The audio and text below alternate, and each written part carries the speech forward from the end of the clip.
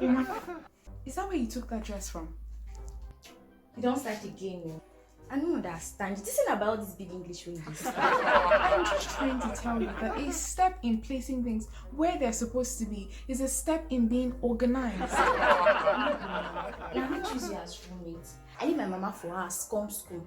She still fine when enter person body we go see me. Well, you will need this one day, trust me. Because when you're always organized, it helps you stay prepared and get prepared easily.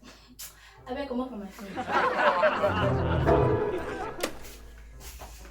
Papa, you don't see my toothbrush. I was telling you yesterday. You were this close to calling me a witch. Now look at you, 20 minutes to class time. You can't find your toothbrush, your bag isn't packed yet, your brain doesn't even remember the way to the bathroom.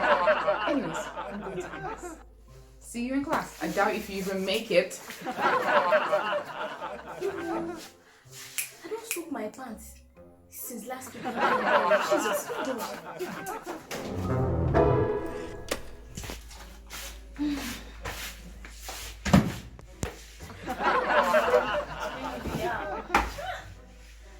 I don't know the guy in front of test with that man I won't take sick. Firstly, you couldn't find your toothbrush. Secondly, you forgot to wash your undies that you soaked since the past week. Thirdly, you came to school looking like someone that had to make a pit stop to the farm first. Then you came with the wrong notes, which if I'm not mistaken, you didn't even know the class that we were supposed to have today. As if it couldn't get any worse. You were asking for pen in the middle of an ongoing test. No, you should just save yourself and the dean the stress and drop out instead of him waffling you.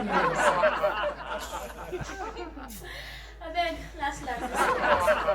You say I feel manage survive Fuzzy to this school, but I'm not sure say I feel survive this second semester with you as my roommate. I know say I will go there.